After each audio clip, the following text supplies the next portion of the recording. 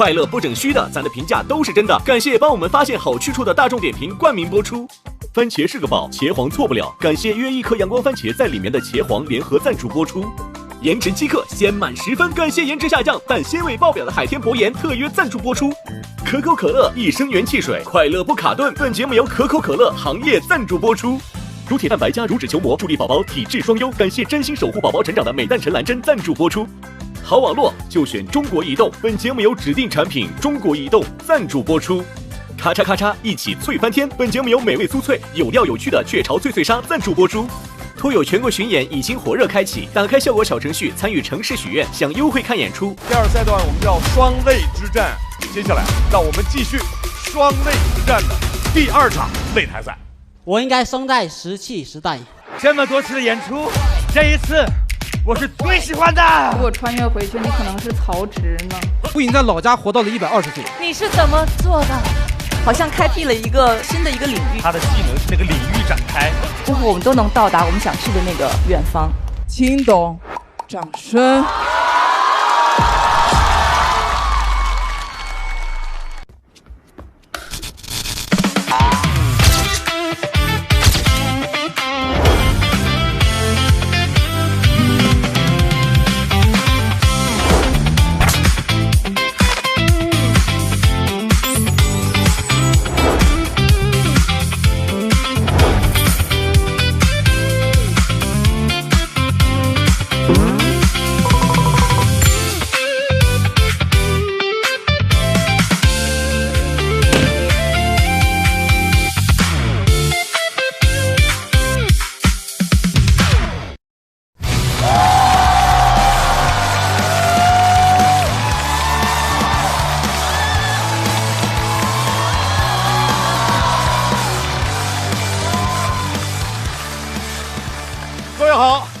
大家来到由大众点评冠名播出的脱口秀和他的朋友们第3季，欢迎各位。我们现在是第2赛段，第2赛段我们叫双擂之战。这个赛段42组选手，他们组成了14支3人小队，分成2个擂台，每个擂台呢就有7支队伍。那么7支小队表演结束之后，总分最高的那支队伍成为这一场擂台的擂主小队。2场的擂台赛结束之后，节目将根据最后所有待定选手的票数的高低来决定最终的晋级情况。但是我们仍然要把掌声送给我们带来优秀的脱口秀演出的各位朋友，谢谢大家。再给大家介绍一下这个赛段的赛段规则。第1支队伍表演结束之后，自动成为本场擂台赛的擂主小队，现场抽取下一支和他 PK 的小队，2队 PK 之后，总分更高的成为擂主小队，继续抽取下一支 PK 小队，以此类推。小队总分最高的成为本轮的擂台赛擂主，全员晋级。而其余6支小队的所有成员全部进入待定区。2场的擂台赛全部结束之后，将产生2支擂主小队。我们所有校友团的朋友，每人1灯代表1票，但是如果5灯全亮，3倍变成10票。现场我们一共有200位观众，所以满票是210票。接下来让我们继续双擂之战的第1场擂台赛。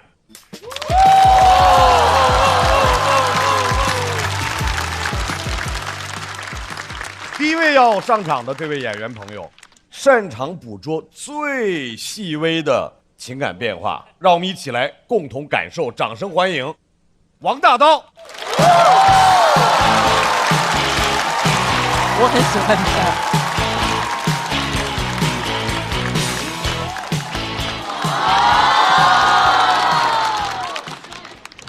你们的父母离过婚吗？没有就好。我父母离了，在我小学的时候，刚离婚那段时间，我妈总会上网听歌，感伤流泪，那些歌总是刮风下雨的。为你我受冷风吹，寂寞时候流眼泪，往事不要再提，人生已多风雨。四川本来就没什么太阳，出门是阴天，回家天气更差。从此我就有了长大之后讨厌的第一个男人——李宗盛。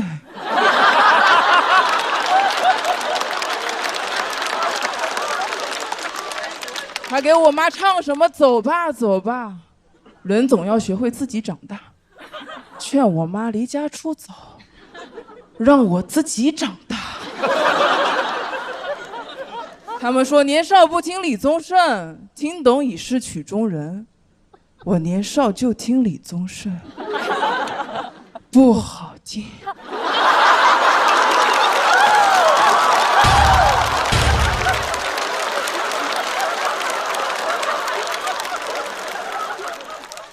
妈妈伤心，我就担心。晚上睡觉的时候，我就偷偷摸她的脸，看她流泪没有。她每次都说：“哎呀，没哭。”我说：“那为什么脸上有些地方是干的，有些地方是湿的？”她沉默了很久，说：“因为妈妈是混油皮。”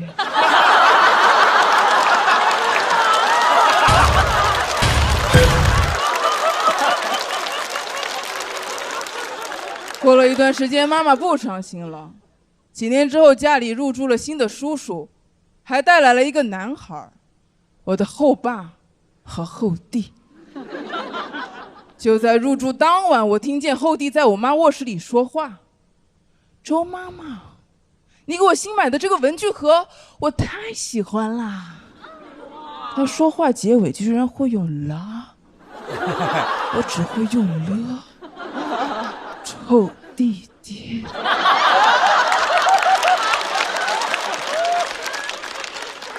他察觉到了我的不满，马上说：“姐姐，周妈妈已经爱你这么多年了，她从现在才开始爱我。”哎呦，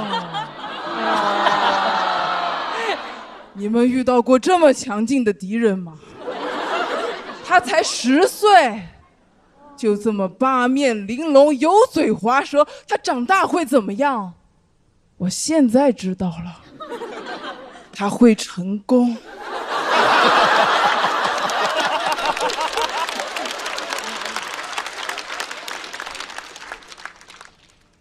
战争已经开打，他嘴甜，我就懂事。可你很多懂事的灵感都是从电视上学来的。我走进卧室就说：“妈妈，洗脚。”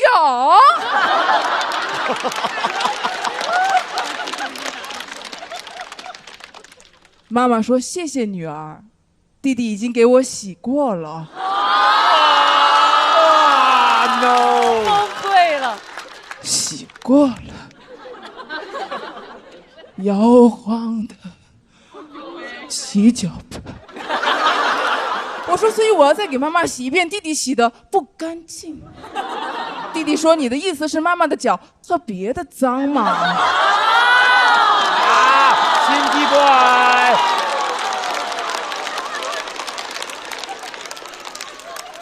不自量力的还手。长大之后，我问我妈，为什么那个男孩不是你亲生的，你还那么疼爱他？我妈说，因为他嘴特别甜，嘴甜就能激发更多的母爱。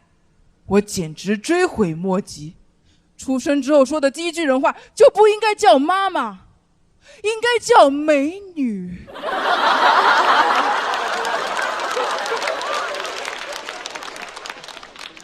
后来有一天晚上，后爸和后弟离开了我家，再也没回来。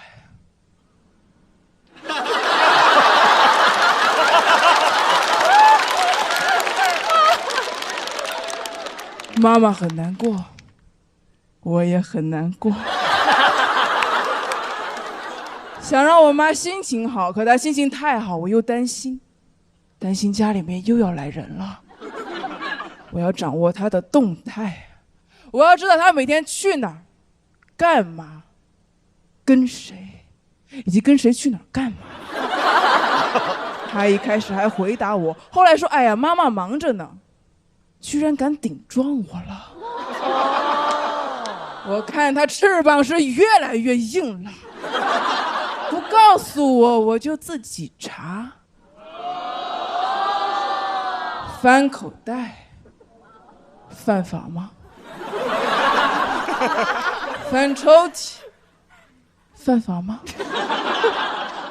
我跟踪他，被发现了。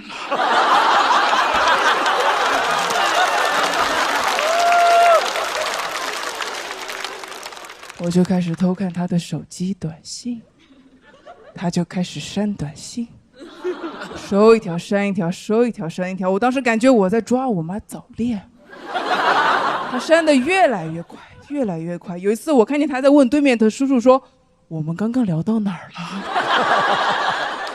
后来要念高中了，我要念住校，妈妈很舍不得我，说以后1周就有5天都见不到你了。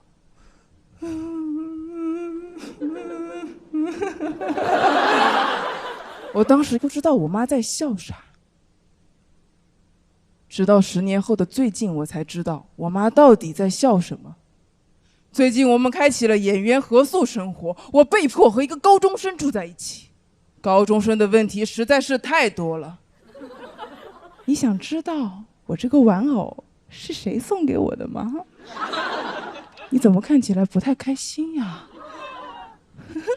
你说我要不要找我 crush 说话呀？凌晨2点了，我想说滚啊，又觉得话太重了，我就只能说滚啊，跟你的 crush 一起。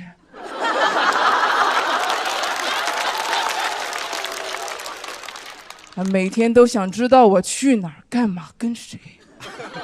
我好想放一首李宗盛的《梦醒时分》，有些事你永远不必问，有些人你永远不必等。我想说我没有不开心，好吧，我是有点不开心，但我只想一个人听一会儿歌，流一会儿眼泪，不用担心我，因为眼泪是可以擦干的。如果擦不干，我就说我是混有皮。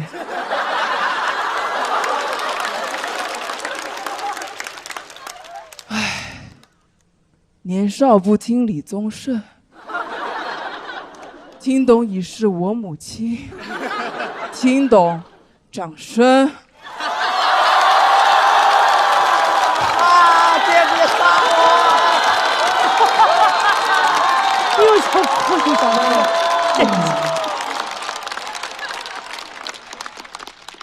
李宗盛，好听，是吧？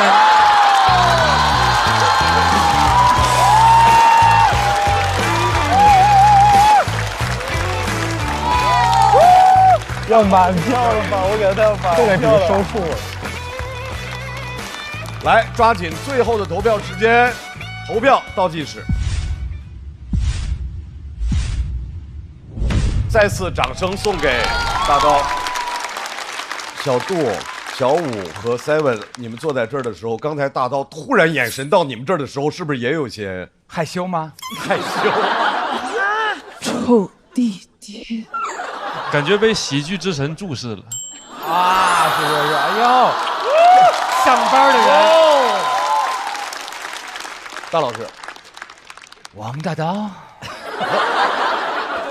这么多次的演出，这一次我是最喜欢的。他有节奏，有表达，有笑话，又非常的白痴。因为他非常严重的把前面那个铺的感觉要说一多大一事儿的，然后结果说一个特别缺心眼的一个点，我觉得那个感觉特别好。因为有时候大刀呢之前演进去了吧，自个儿越演越嗨，然后我们就跟着感觉然后得跟着进。但是现在这种感觉释放感特别强，我感觉起码从我作为您的观众、喜欢您的观众来说，这一次是我觉得最享受的。希望您持续这样的套路，太棒了！因为王大刀这篇太好了，它里面讲了3个女人，有一点点类似于3代女人。她的妈妈那样一个女性，可能20多年的一个情感生活，用特别简单的话，就是叔叔来了，叔叔走了，然后再也不见了。你发现哦，有些时候有些人就是一次告别之后就永远不会再见的，你就感觉到人生的一些起伏，所谓人生况味，那个我觉得是非常高级的一种写法。那些瞬间是触动到我的，因为我有些小时候的生活的经历跟大刀是相似的，我特别明白，就是父母的婚姻的分开或者情感的不好，对于小孩的影响是至深的。可能这种影响是会用一生你要去弥补当年的这个缺憾，它跟你是否乐观、开朗、坚强没有任何的关系。我有时候会觉得他们说文学不是传递，而是触动或者是触碰。我觉得喜剧跟脱口秀也是如此，其实不是要传递什么，也没有要讲什么，就是在那一刻触碰到我们了，所以非常的感动，而且关键还好笑。对，这个特别难，对，这个是最好的，太好笑了，我觉得，所以恭喜大刀。这回开了挂了，厉害厉害。我觉得大刀今年比去年甚至更有进步了，我觉得很厉害。就是从话题的深度、事件的深度和表演的节奏都更流畅了，很了不起。然后我看了你的段子，我也有一个感受，就是逗妈妈开心是孩子的本能，但不是孩子的职责。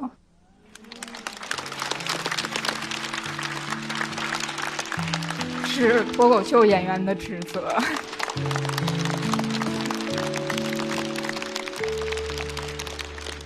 我觉得他处理得特别好，不是以女儿去看妈妈，而是女性。我现在已经能够理解当年她的那个选择跟做法了，就是我们最终会长到可以理解妈妈的那个年纪。小时候会觉得不了解人类，也不了解母亲，也不了解伤心这回事，所以你就会很害怕。你不知道人原来流泪的时候不代表他特别特别伤心，他可能只是有一点感伤，但你不知道感伤这个词，你不知道它是什么样的意味，所以你就很害怕你自己的母亲被击垮。我跟风心彤一起住以后，我才慢慢有一点真正的好像能理解我的妈妈了。我就是一个很喜欢一个人待着的人，我都没办法想象一个女性她从生下小孩之后，她每一天回家里都有一个小孩，而且我妈妈一定是不想让我看到她哭的，我能非常确保这一点。但你要知道，因为你的存在，你妈妈就不孤单。那小时候有为让妈妈开心做过些什么吗？哦，好惭愧，因为我后来跟我爸爸在一起生活的，所以好像你应该做的比较多。对，我狂做，我大做特做。哇，你很早就会成熟，会想到这些。我小时候会认为我爸我妈他们就会快乐我的快乐，痛苦我的痛苦，所以我没有想过他们会有他们的痛苦。我母亲的心情在我的世界占比太重了。我觉得你有这样的感受，是因为你的父亲，他就是不会把那样的情绪带到这个家里面。你说特别对，我爸是个非常优秀的一个男性，我现在觉得，这样讲真好，感觉他还活着似的。肯定还活着呀，只是现在看不到了而已。就是。那两位想对小时候的对方说些什么吗？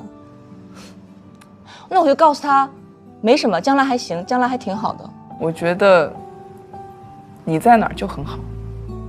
You are amazing 。他摸我了。大刀确实越来越让这个舞台成为了你自己的舞台，再次掌声送给王大刀。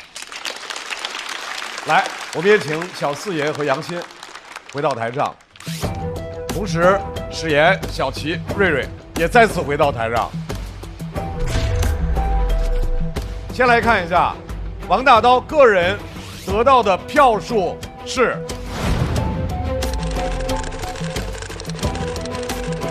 我觉得肯定205以上，应该是票王。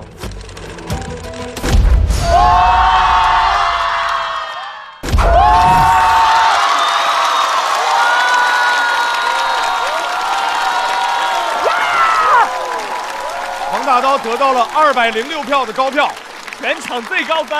但是在攻类上，总分仍然略逊于类主的总分，所以王大刀、小四爷、杨欣3位进入待定区，小齐、史岩和瑞瑞仍然回到类主的位置。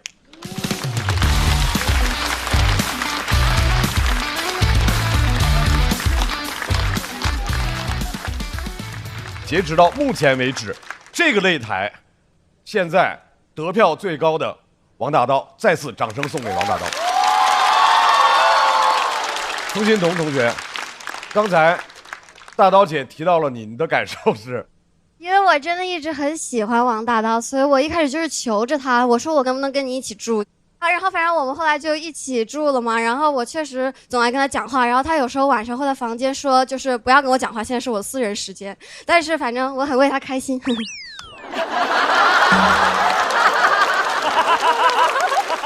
别好，最后的哼哼两声，说明欣桐挺好的，需要慢慢长大啊。来。我们再次感谢刚才这一组的表演，同时3位，现在还有2组，抽吧，快抽吧！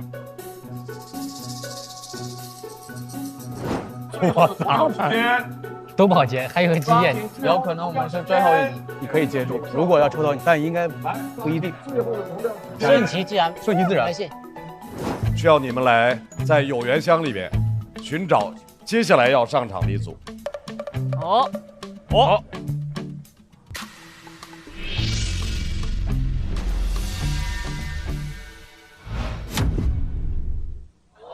接下来要上场的被抽到的公类小队是翟晓明、世玉、陆恒。咱们最后一个。本队要出场的第一位是我们的新朋友，掌声有请翟晓明。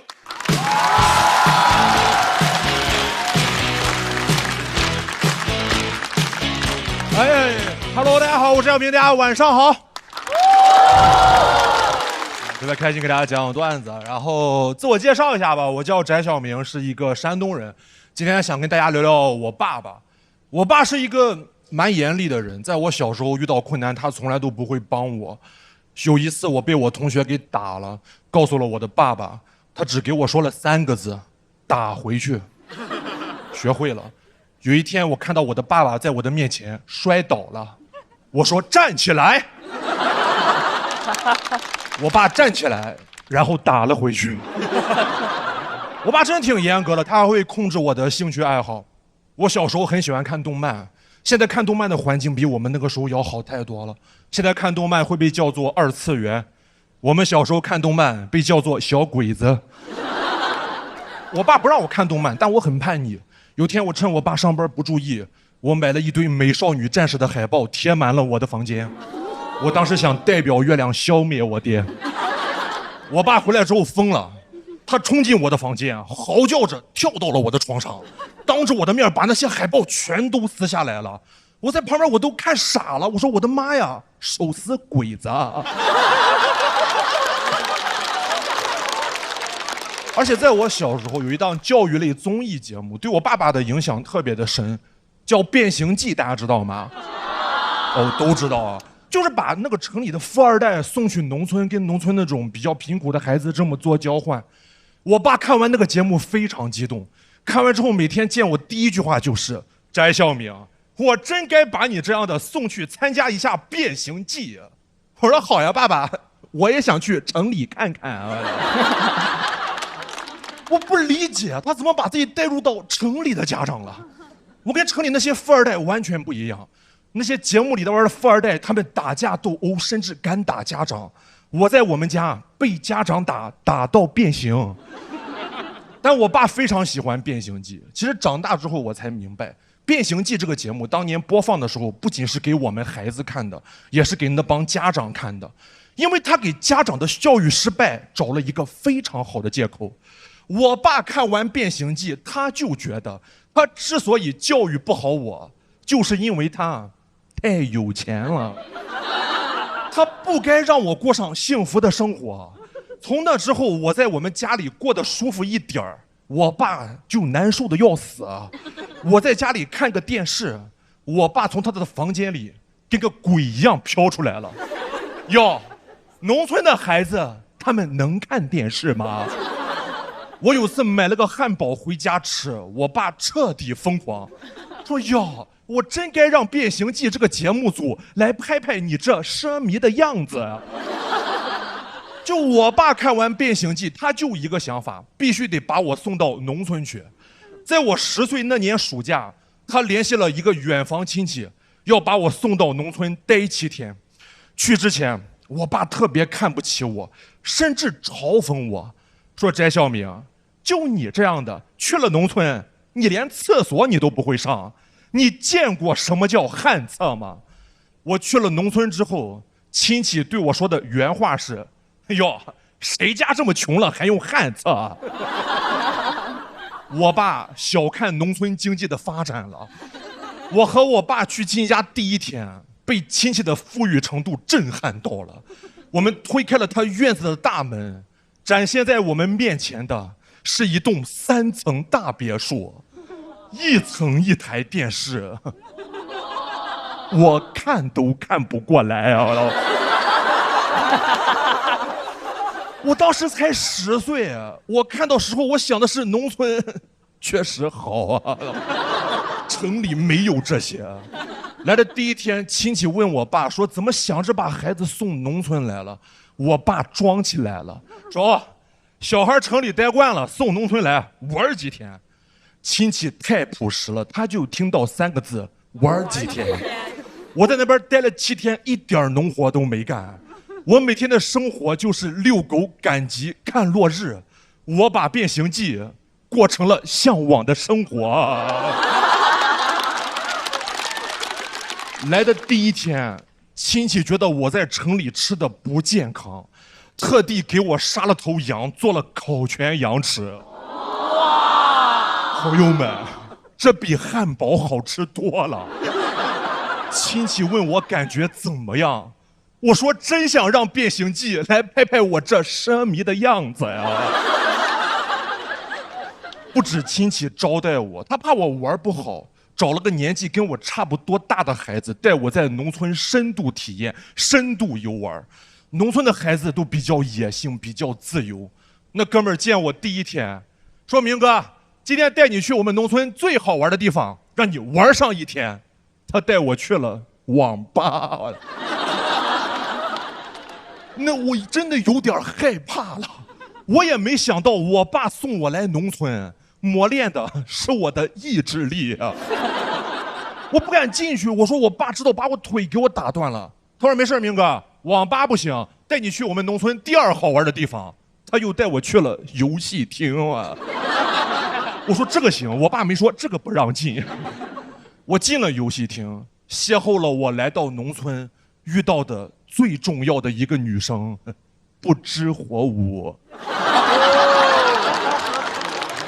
我打了7天的拳皇9期，我来到农村最大的收获就是嘎韭菜。等我爸来接我那天，我已经和农村融为一体了。我爸来那天觉得我在农村受苦了，给我带了汉堡来。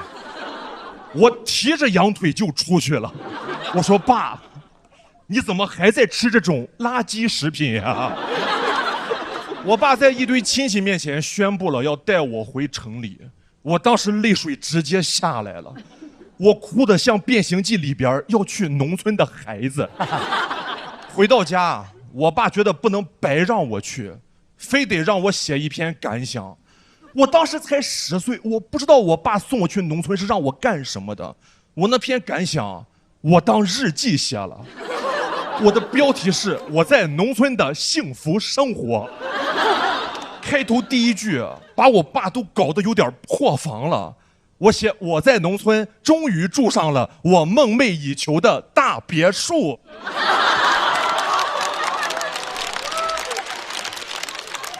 现在《变形记》已经停播了，我其实觉得蛮可惜的，完全没有必要停播，咱可以与时俱进，改变一下。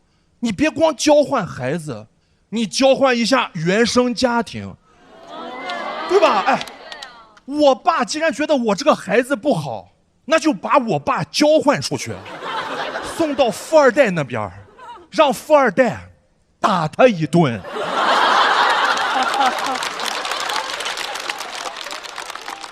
等到我爸被打了，我就可以替小时候的我对他说出那3个字了，打回去。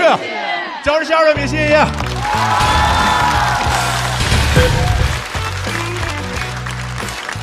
顶住了，顶住了。投票倒计时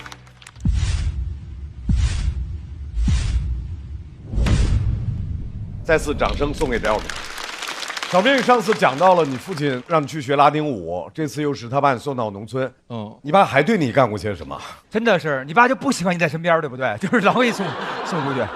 还让我参加过那个星光大道的预选赛啊，但不是 CCTV3那种，是在我们老家临沂那种线下的预选赛，就是让我参加各种各样奇怪的活动。他的父亲还是挺希望他挺好的呀，德智体美劳全面发展的啊。我有好奇一个事情，就从上一次听说，就你爸爸让你去学拉丁舞，然后这次让你去农村体验生活，你爸爸说什么你都会去做吗？你有抗拒过吗？拒绝过吗？不听话打呀，我打不过他。行啊，谢谢这么简单粗暴的答案，感谢，我想多了。我觉得小明是一个形象特别温和、有喜感的人，所以他的形象就消解了这个话题本来可能会带给我们的一些冲击。其实这是个小孩儿，他是没有能力去抵抗什么，也没有能力去选择什么，其实是有些沉重的。但是因为你的形象，还有中间从城里移到了农村，非常美好的乡村生活，把这个里面的可能有的痛苦，甚至一些残酷给消解掉了。其实我听完以后还是会有一些感慨，还会有一些感动的，因为我会觉得有些时候，哪怕是亲如父子或者亲如母女，可能爱是会错位的。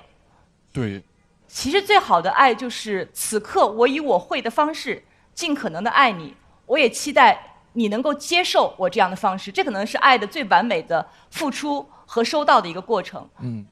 但很多时候我能给的和你想要的并不那么契合，那可能就是爱的错位，可能就是有痛苦产生的时候。对，其实会有些感慨，会有些感动啊！谢谢小明，谢谢陆毅老师，谢谢陆毅。翟小明老师的特点就是嗓音很浑厚，然后表演节奏也很稳定。那我想，可能是不是可以出梗方式或者技巧再稍微多一点？就像你最后用了一个那个假设，爸爸可以交换嘛？我感觉如果再多一点类似这样的，可能会更好一点。明白，行，谢谢姚老师。所以再次把掌声送给小明。我们也来看一下翟小明得到的票数是。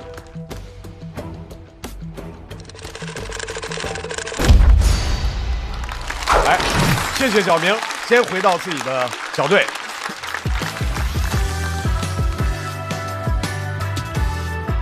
接下来要出场的这位演员，他是一位来自大山的孩子，甚至于连他的溜肩都是山的形状。掌声欢迎世越。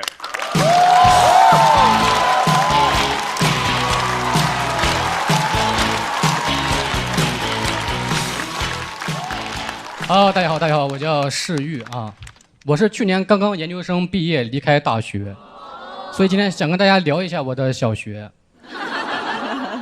我小时候来自陕西南边的秦岭大山里边，上学需要每天走4公里的山路。你们知道4公里山路对一个小孩来说意味着什么吗？太好玩了，那路上可以上树下河，每天到学校最大的感受是，终于能坐下歇会儿，玩得太累了。我们的教育理念就是玩累了咱就学一会儿休息一下，而且你必须休息好，因为放学回去还得玩呢。所以说你这不强行美化山路自我欺骗吗？其实你小时候肯定很羡慕城里小孩，说实话真不会，小时候没见过城里小孩。你们这城里小孩根本不知道每天上学玩4个小时是几个小时，因为你们根本没有玩过。我感觉我们上学那就是每天翻山越岭赶去学校聚一下。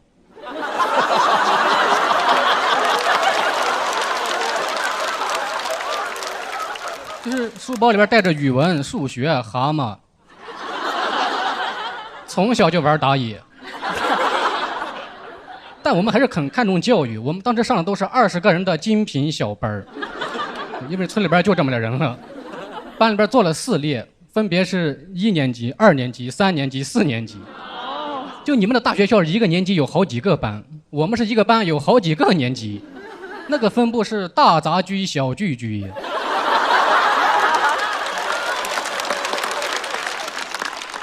班里边交朋友都属于是忘年交。至于5年级、6年级怎么做呢？因为他们学的要难一点，所以我们是没有5年级、6年级的。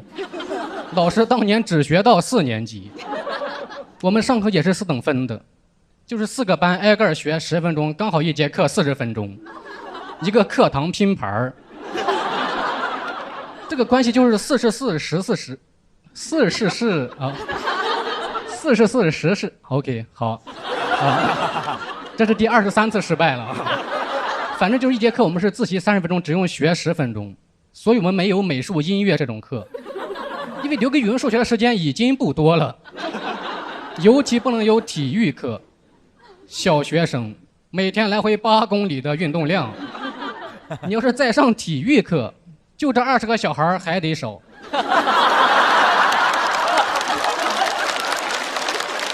每天来回8公里来读书，都说读万卷书不如行万里路，但是行路难，行路难，它难于上青天。但是一行白鹭上青天，白鹭是24节气之一，是不是跟不上了？跟不上就对了，这就是一个教室坐4个班的感觉。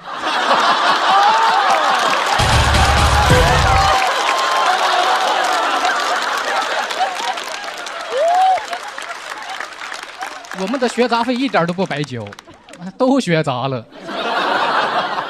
我们上课最难的是要做到两耳不闻窗内事，因为窗外真的很安静。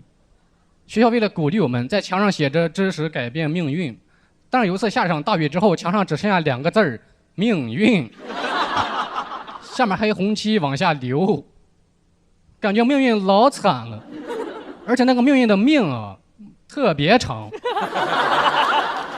当时感觉命运是又惨又长，我们都决心要改变这种命运。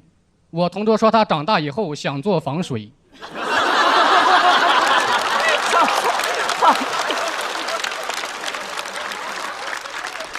你就说改变没改变吧。我是决心要好好学习的，但是最烦是亲戚老爱问你，说考班里第几名啊？这个真的很难回答。我不知道怎么定义我们的班里。你看有人还是跟不上，我跟你们这城里人说不明白了。因为我们班里有4个赛区。想想我说我是年级第1，他说那在你们班呢。不是，一般人是问不出这种找茬的问题的。正常情况下，年级第1肯定就是班级第1，但我们这儿确实是班级比年级还要大。我说班里也可以是第1，但是同时还有4个并列第1。2年级之后，我爸让我转去镇上，给我说什么穷啥不能穷志气，穷啥不能穷孩子，穷啥不能穷教育。我听完想说，爸，穷啥呀？他不能穷讲究。怎么穷人说法这么多呢？本来我就不想去镇上，但是我那会儿年龄小，就是胳膊是拗不过大嘴巴子的。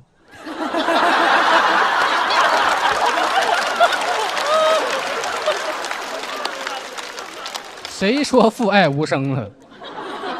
有声有色。去镇上非常不适应，他们老问我说：“你们家住在哪个街道呀？”我说：“这个我还没有接到通知。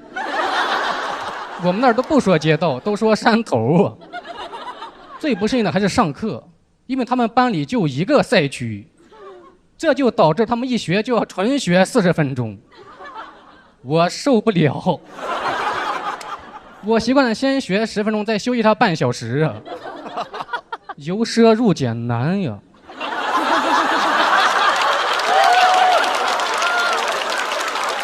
因为我上过村里的正规小学，我觉得我肯定是跟不上了，但也不是我装啊，期末考试又是年级第1，就是很奇怪啊，有些知识点虽然是第1次学啊，但是总感觉有点印象。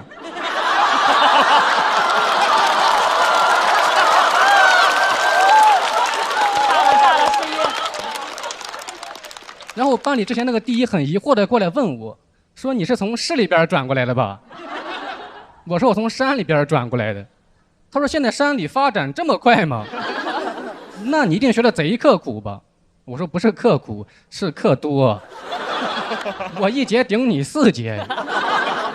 然后真的也不是我装，从这儿之后我就开始蝉联年级第1，直到5年级。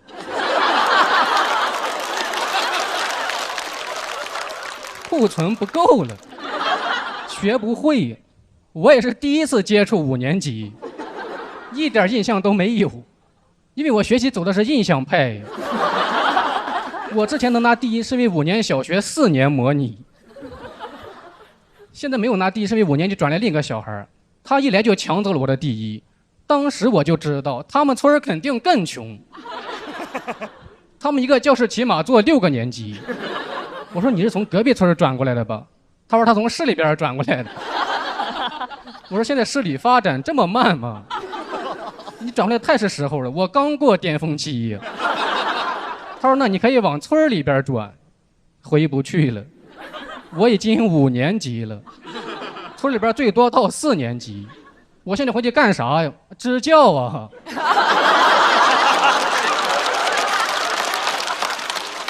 但是其实我是真的回不去了，因为在我转走的第2年，学校就倒闭了，教室都塌了，因为没有做防水，孩子们都转去镇上了。但是我小时候真的在山里边特别开心，如果有机会可以让我重新回到山里边上学的话，我不要这个机会，因为我现在觉得小时候过得还挺苦的。但我也不是否定小时候的开心呀，只是视角不同罢了。现在是1.7米的视角，我站在小时候1.1米的视角，那时候的状态就是穷啥呀，他就要穷开心。哎呦，真的就像大老师这歌词里边写的，小小的人儿啊，他抓蛤蟆，天天就爱穷开心。小小的人儿啊，他改命运，嘻嘻哈哈只能穷开心。谢谢大家，我是世玉。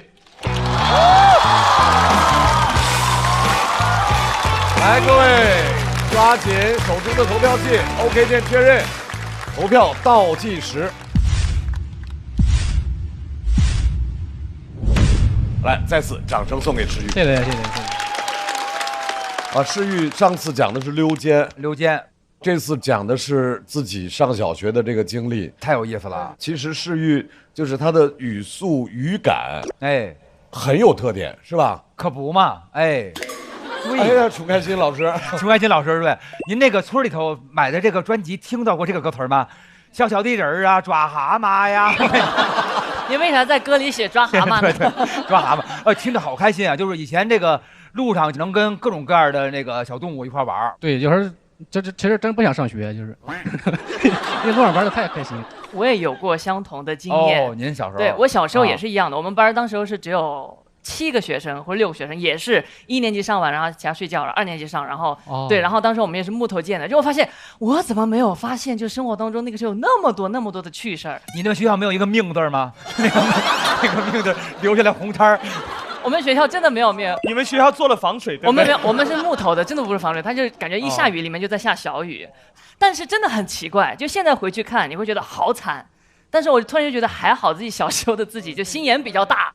对，就是小时候感觉挺开心的，所以我觉得你们的视角永远是最丰富的，我真的很喜欢。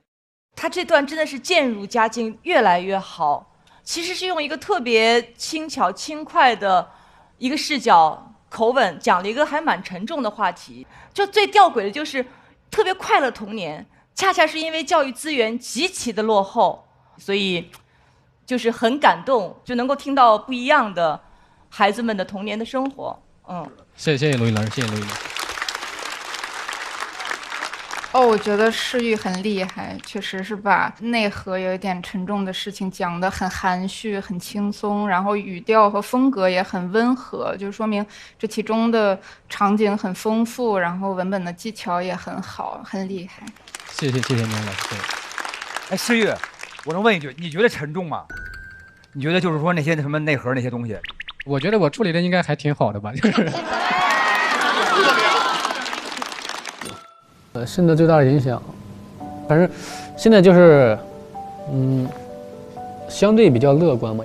站在小时候视角他是穷开心，现在成年人视角，大家也应该穷开心。这个是一个很好的心态，你得在苦难中找出你的光，找到你对生活的向往。所以从小就可能会相对独立，自己从小很小就开始学做饭，我一直对做饭还是有兴趣的。我们准备做油泼面吃，倒入面粉，清水旋搅，倔强的粉末渐渐服软，抱成一团。你会揉面？揉、压、摔、搓，面团被训得光滑柔韧，仿佛在嘟囔：服了，服了。猛地摔向案板，这一声就是洞里的开饭号令。沸水下锅，面条如蛟龙撒欢，稍后捞起，附上辣椒面、葱花、蒜末，烧到冒烟的菜籽油，当头一泼，那股香瞬间戳中每个大王洞居民的魂儿。油泼车面，怎么说？有说法没？人类的语言在这盆面上是苍白和无味的。疯了！哇，绝，太香了！这是我第一次吃非商业的手擀面。我山西人对面很严格的，你看着吧，对不对？你看着吧。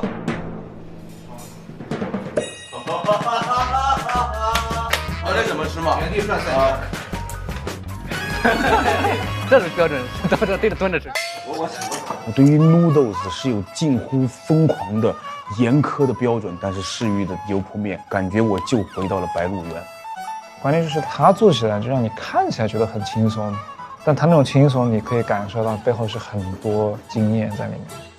我先去彩排了。我送送你。慢走。诗玉，早点回来。诗玉。记着昨日种种，千辛万苦。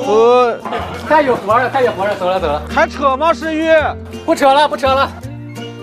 那天做了那个油泼面之后，大家吃得很开心，我确实也很开心，很喜欢这种被别人认可的感觉，感觉更亲密了。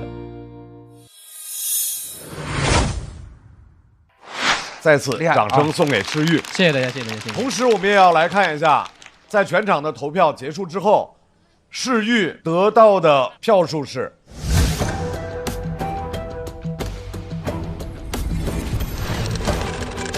180以上，190。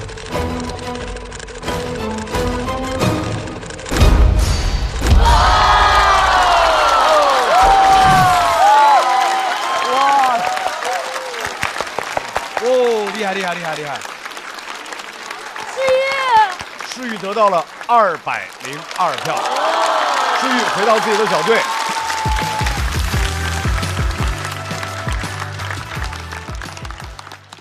接下来，掌声欢迎陆恒。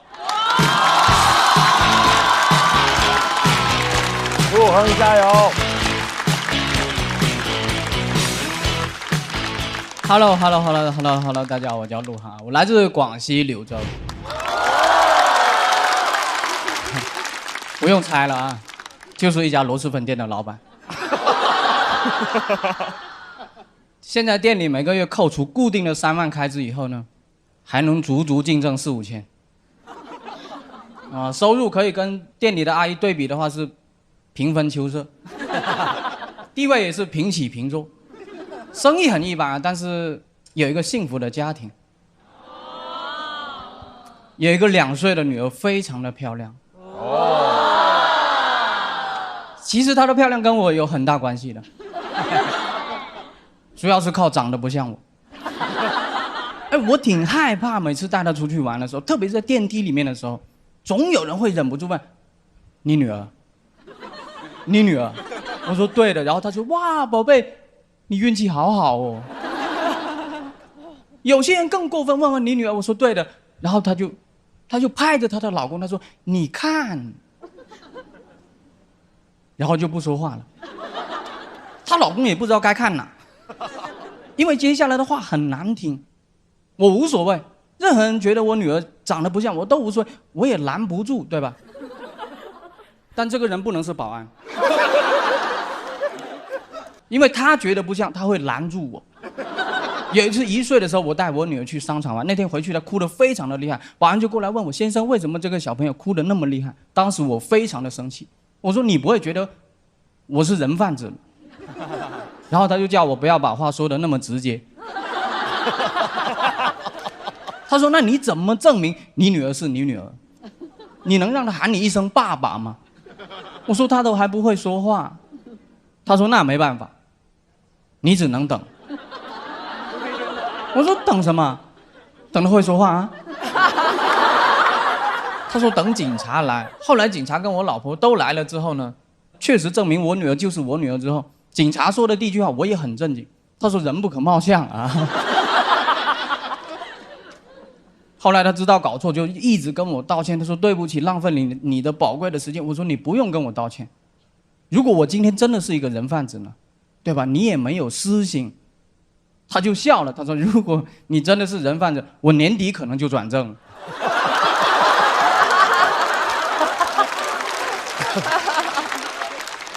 我女儿是8月3号出生的，当天我也在医院。进产房之前，医生就把我拦在外面。他说以他多年的经验，我进去没有任何的作用。当时我非常的生气，怎么可能没有作用？我可以进去给我老婆加油打气。哇，到了里面之后，我才发现我唯一的作用，就是证明医生是对的。我看见我老婆就躺在那里，我一点忙都帮不上，我就心里面一直在忏悔。我觉得我对不起她，我经常欺负她，我会讲那种很冷的冷笑话去冷她。你们想听吗？想。不想听的也得听。我问他：“你买过恶活吗？”恶活。他问我什么是恶活，我说恶活就是上小学的时候，有人用火柴盒会装一只会飞的虫子，2毛钱一个，你给他2毛钱，然后他把火柴盒递给你，你打开那个盒子，虫子就飞走了，然后你就恶活。哇！我当时满脑子都是这个冷笑话，满脑子都是恶活。哦吼，哦吼。医生就问我在想什么呢？我当时随口说了句，我说哦吼。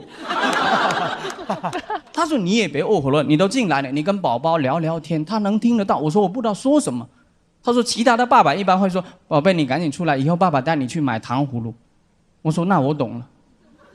我说宝贝你赶紧出来，爸爸以后带你去买哦吼。医生当时就很震惊，问我什么是买哦吼。再讲一遍，加油。然后我又把这个冷笑话完完整整的告诉了他，他听完之后就很有礼貌的叫我滚出去。不到10分钟，我女儿就出生了。她打开那个门，她说：“来，哦吼，过来，过来，过来。”然后开始数我女儿的手指、脚趾，1、2、3、4、5 ，OK， 没有问题。然后开始拍了她一下，我女儿哇就哭了，她就跟我说：“啊，孩子没问题，赶紧去充钱吧。”什么？就感觉好像刚才他帮我激活了一张卡，知道吗？拍了一下就激活成功了。你们就会觉得养小孩子会花很多钱，对吧？ No， 不好意思啊，美国口音比较重啊。我不这么认为，因为他能花很多钱的前提是得我们有很多钱。我在柳州生活，1个月就4、5千，他能花多少？花完就4、5千，而且孩子吃的也非常的少，超市还有那种试吃的，我经常带他去。你们也会觉得养小孩子会浪费掉我们宝贵的时间 ？No， 你们忘了吗？我1个月就4、5千，那些怎么能算是宝贵的时间呢？我算了一下，1个小时就5块4毛钱，都没有充电宝贵。养小孩子确实是花掉了我们的时间跟金钱，但是也是有好处的。你妈永远都不会再催你。我妈以前经常跟我说：“哎呀，现在也退休了，不想玩麻将，就想玩玩小朋友。现在国家政策那么好，生了就给你带。”自从她带了我女儿2年之后，突然有一天她跟我说：“儿子，我想玩1天麻将。”我觉得我老婆生我女儿非常的辛苦，我有时间我就会多带我的女儿。我发现最大的好处竟然是我找到了我自己。哇，找到了那个曾经快乐勇敢的我，因为我发现我女儿每天都很勇敢，每天都很快乐。我们现在长大了，已经变得没有那么勇敢了。我现在都很少敢说爸爸我爱你，除非我经济很困难的时候。我现在跟我女儿玩久了，我也变得非常的勇敢。我敢做我小时候才敢做的动作。我推着她的婴儿车在公园跑的时候，她转头跟我说：“爸爸。”你可以像孙猴子一样，真的，朋友们，我放飞了自我，我推着他的婴儿车，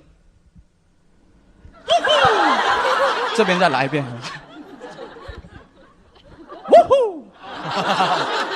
哎，此时此刻，可能有些人感受不到我现在的快乐，对吧？不重要。今天录制完之后呢，就由张绍刚老师以这个样的动作带着大家跑出这个录制现场。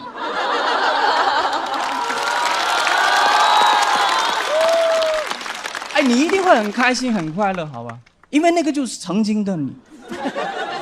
有一天，我又带他去商场去试吃，我有感而发的说了一句：“我说等你长大了，爸爸就变老了。”我女儿哇就哭了。我问她为什么哭，她说她不想爸爸变老。我问她那哭又有什么用？她说她平时不想吃饭、不想睡觉，哭就行。她觉得哭爸爸不会变老。我当时觉得很感动，我就问她：“你能不能不要爸爸一个人带你来商场的时候哭？”好，谢谢大家，谢谢大家，我是陆恒，谢谢。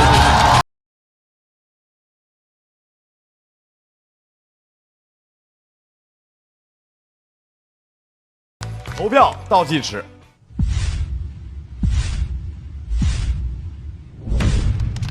再次掌声送给陆恒。陆恒，你上次讲的是你经营那个螺蛳粉店嘛？对。然后你觉得今天的状态比上次是不是要轻松一些了？对，我特别爱我女儿，然后我讲她的时候，我特别有信念感。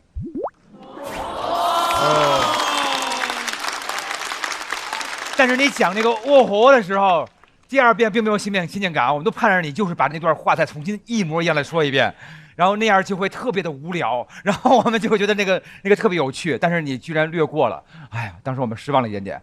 我怕大家就是冷到了，我就不会讲第二遍。我觉得重复就是力量，你讲第三遍的时候，大家就会笑了，开始就变成梗了，对。哦，也许哈，谢谢，你去试一试吧，一定会超级冷的。然后就是父女的话题永远都会很戳我，可能是我的软肋吧，因为我是一个女儿，我的父亲不在了，那我会很怀念他，所以有关的话题就会很戳中我，非常喜欢这一段。我觉得也是一个很温馨的作品，然后我觉得保安那段就效果很好嘛，但是电梯里那一段就稍微有一点让人困惑。那个你看的那个潜在的意思是什么呢？就是有些人说，你看这么难看的爸爸，都能有这么好看的女儿，我们就不用担心。是这样的，苗苗老师，经常会有人说，你看人家的孩子多会长，就是这个意思。因为咱们没有心机啊，所以不太懂这个话里有话的这个。邵刚老师就是善良，给我们分析。真的要活到老学到老。来看一下，在陆恒的表演结束之后，他会得到多少分？同时，我们也请小明、世玉两位来到台上。来，第三线也再次回到台上。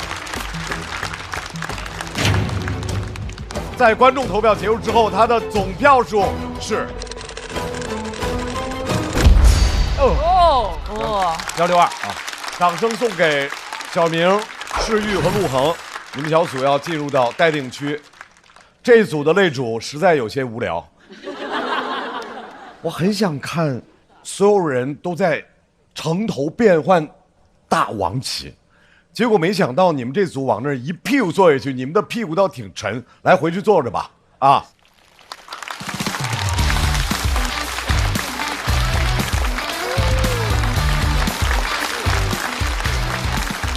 世玉太棒了，世玉！又给你自己看哭了，我差点硬忍。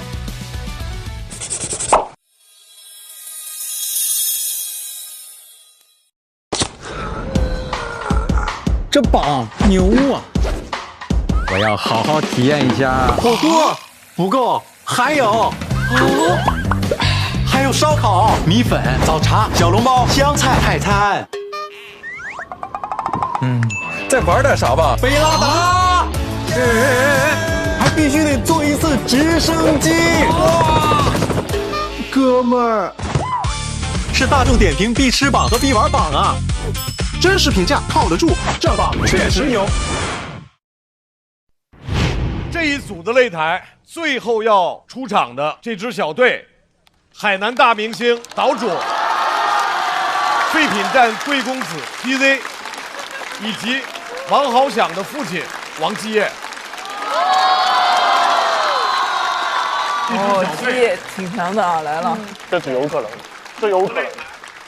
这组可以，这组有一拼。第一位要上场的，看到他就让我们想到夏天、岛屿、椰林、海风。掌声有请，来自海南的岛主。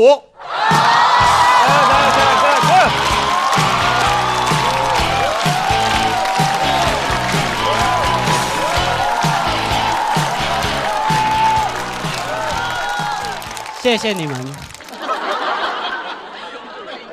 那我们直接开始吧。又开始了。大家好，我是岛主，我是个纯天然无添加的海南人。有人说我像北京原始人，山顶洞人，还问我有没有因为长相记杯过。没有，我长得不丑。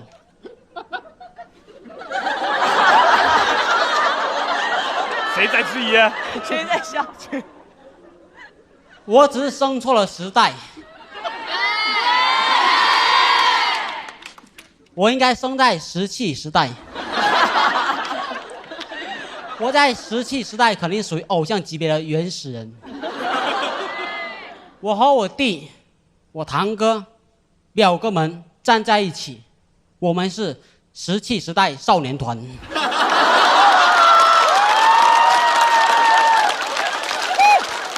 前段时间，我看到个原始人电影《北京人：人类最后秘密》，招募长相原始人的演员。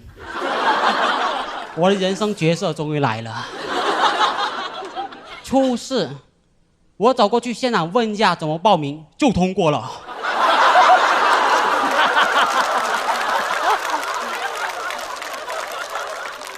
初试通过，让我去复试。演情绪，就是微表情。开心我是这样演的，害怕我是这样演的，愤怒我是这样演的，惊悚我是这样演的。演技很差是不是？还是通过了。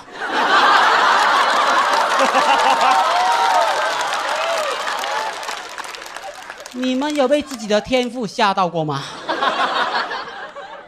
导演说长得太像了，长得就像会用石器生活的。这句我翻译过来就说我长得像不会用电器生活的。导演对我一见如故，热情要送我回家，问我住哪儿。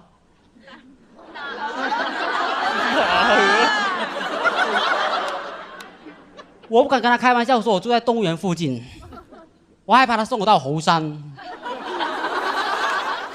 复试通过，我发现选上人都跟我长得差不多，个个都像我部落实战多年的兄弟姐妹们，让我们学习培训怎么当原始人。我在里面学习得很快，拿棍子在那里，导演说你们就跟他学。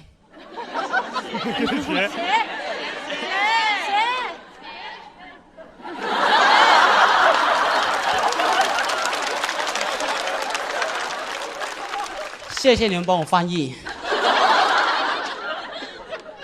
导演说你们就跟他学，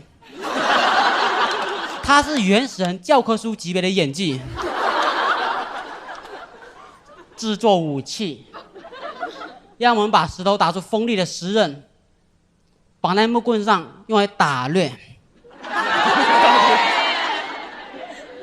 我不知道上海公路怎么回事，我在海南讲普通话他们都听得懂的。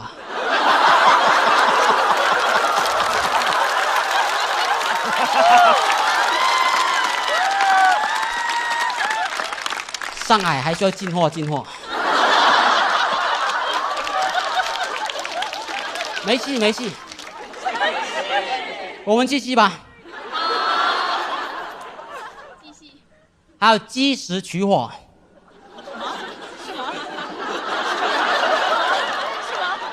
积石取火就是两个石头互相敲击，迸发出火到火绒上。我觉得麻烦，偷偷拿打火机就点燃了。导演还夸奖我呢，这个原神真聪明。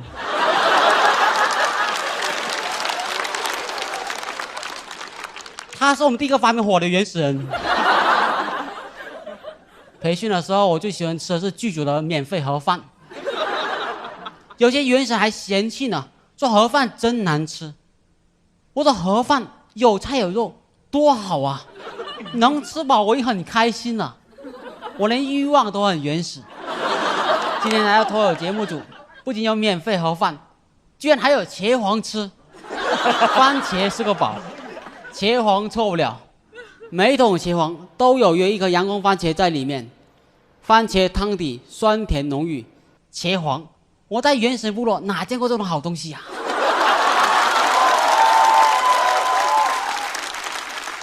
我们还有个培训环节是分享食物，就是部落人把咬过一口食物分给我，我有点嫌弃，我就找另一边没咬过了来咬。导演看到了，跟我说原始人是不会觉得脏的。我说导演，培训的时候不用真吃吧？真人在真吃，真把我当原始人了。我都害怕，我说不会到时候截片抽肉给我截是贝壳吧？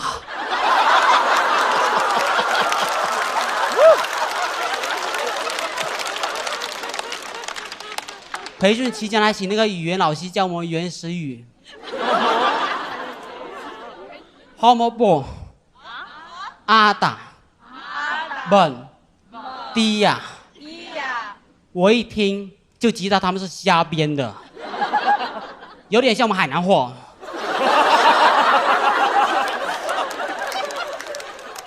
老师教我原始语，但我说海南话还是通过了。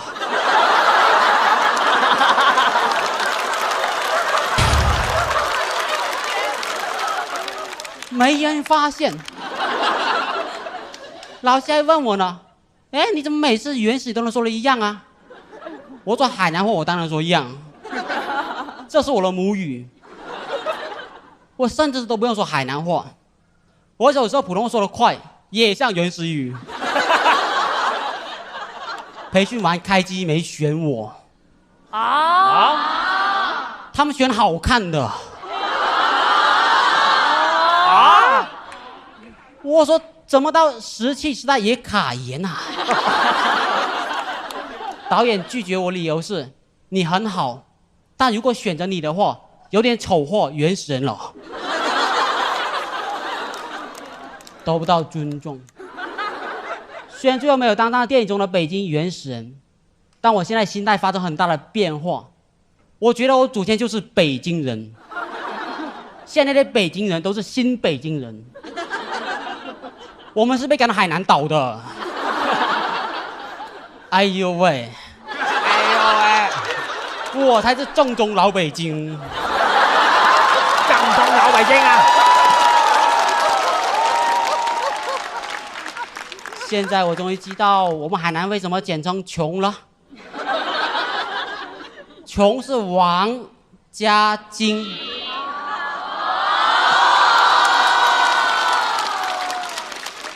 京城的王子，京城的王子，我们就是在隐姓埋名，总有一天我们会去北京拿回属于我们的山顶洞。我们祖先是最早一批逃离北上广的。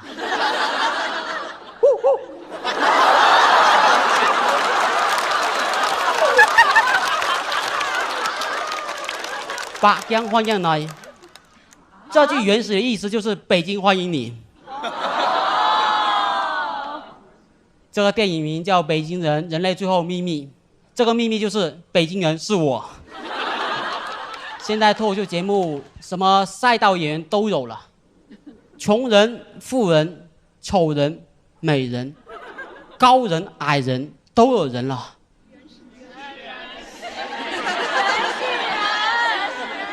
没戏没戏，我是智人。谢谢你们，我是岛主，我要直立行走下台。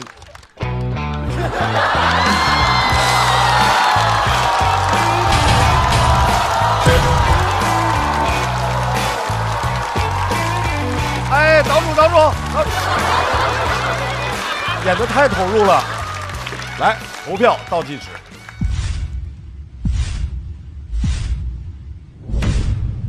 掌声送给岛主。刚才你讲的那段是一个真实经历。对，我最喜欢吃里面的盒饭了，记忆犹新。这个电影拍出来了吗？现在还在展映阶段，还没有全球上映。这是一个法国导演叫雅克马拉泰尔，他拍了一系列的纪录片，就有真人演的纪录片，就是有情景再现。对对对，他还真拍过一部叫《智人》，还拍过一部叫人类进化史诗，那个评分都非常高，都差不多8点几分9分。这位老北京啊，你好啊，老北京人、老乡啊，老谢啊，老谢，我特别喜欢你每一期第一次在他每回一上场说，那我们开洗吧，就感觉穿这身衣服就要开始洗起来了。然后，哎，岛主，哎，你平时生活应该是一个就是非常放松的人，对不对？非常自然啦，非常自然啊，非常自然啊，哎，就是他，就感觉他这个人在太阳底下没什么事能站一天那种，你知道吧？我特别希望他前面摆几个椰子，感觉是卖椰子的哈。我聊呗，反正一下午呢，你说呗，就是对。其实他们岛主看多了哈，感觉哇塞，还有点耐看哈。哇，我说句实话，我中间有一段时间产生幻觉了，我好像总以为是一个真的原始人老师在跟我们分享他这段时间当人类的生活，没有开玩笑，就是好特别的一个类型的演出，其实是因为蛮难看到的，因为其实就是从我难看吗？这词儿要说出来吗？不是不好吧？蛮难看到的，就是很珍惜，因为像这样的天才演员其实很难遇到的，然后还刚好这次很幸运能够在线下看演出，真的我不光感受到你的这个松弛，还有从你的所有的这些经验故事里面能听到你对文本的一些思考跟这个逻辑的这个表达，我觉得还是非常清晰的，就是那个智慧的智，很喜欢很喜欢。他其实很奇妙，就你说他是生涩呢，还是有经验呢？因为今天观众过于热情的参与，明显是打乱他的节奏，但他又很自然的把这个融为他表演的一部分，所以好像他又对这个舞台是很熟练的。然后他的这个台词的确有时候我们是听起来是有一些费劲的，但是又是浑然天成他的表演的一部分，所以就很奇妙。我现在也搞不清，但总之这是他的一个特点。对，就是当大家开始在学你的某一个词的发音的时候。你会觉得被打断或者没有啊？因为我觉得演出就是大家一起的，共同完成的。对，这个好，就一起。谢谢你们，没有你们就没有我今天。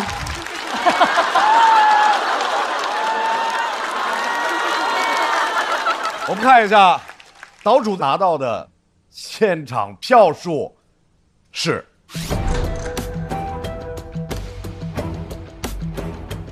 应该很高，190到200，190以上。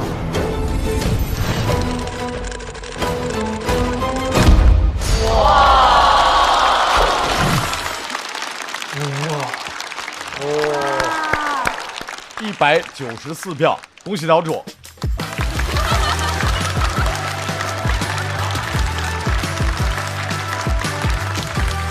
厉害哦，非常厉害。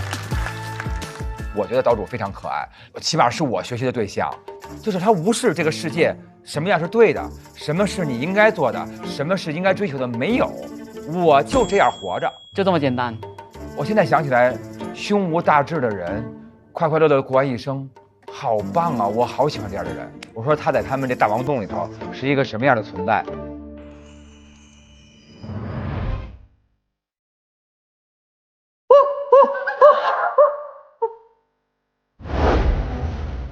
每天早晨，一件神秘的织物会准时出现在这里。科学家认为，这是一种庄重的领地宣告，仿佛在告诉所有路过的同类，这里是我的地盘。此时，我们的隐藏摄像机记录下了这个惊人的画面。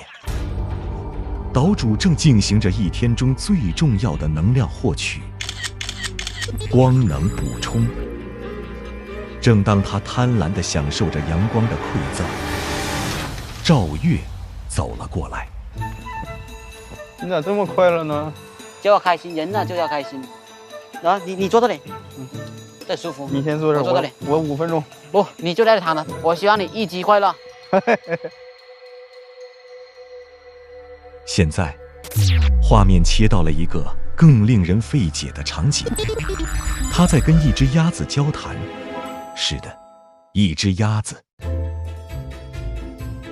哎呀，没看出来鸭子不乐意了，还跟人整啊，真遭罪呀这鸭。嗨！通过这种无意义的互动，他成功地将自己从高压的现代生活中抽离出来。这或许是人类进化史上最伟大的一个无用发明。在这个被速度和数据统治的时代，岛主选择了一条截然相反的进化路径。它究竟是退化了，还是进化到了更高级的形态？这个答案可能就藏在它明天的日光浴里。这里是托友频道，我们在大王洞为您发回的独家报道。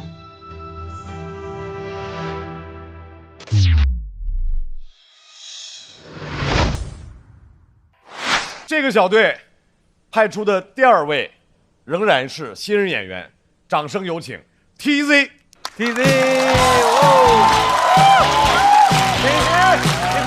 红中。OK， 谢谢大家，我是 TZ， 我不是原始人啊，但是我是一个外地人。就是我是去年3月份在那个老家说脱口秀混不下去了，然后我就来了上海。来了之后发现全是在老家说脱口秀混不下去的脱口秀演员，你知道吗？就基本上都坐在那边。开玩笑，没有。就我感觉上海的脱口秀演员越来越多了。就是我有时候在想，我说会不会过了几百年之后，上海全是脱口秀演员的后代了？到以后的上海人见面一打招呼都说：“哎，你祖上是哪一年的大王？”确实啊，脱口秀大王太赚钱了，所以就好多人都想说脱口秀嘛。但我发现现在是不是就是为了防止以前那些脱口秀大王太赚钱，割据一方？你看，所以现在节目每年都办，而且越办越多，大王也越来越多。这个大王越多呢，大王就越小。这个学过历史的都知道，这个是为了削弱脱口秀大王的势力，加强脱口秀中央集权。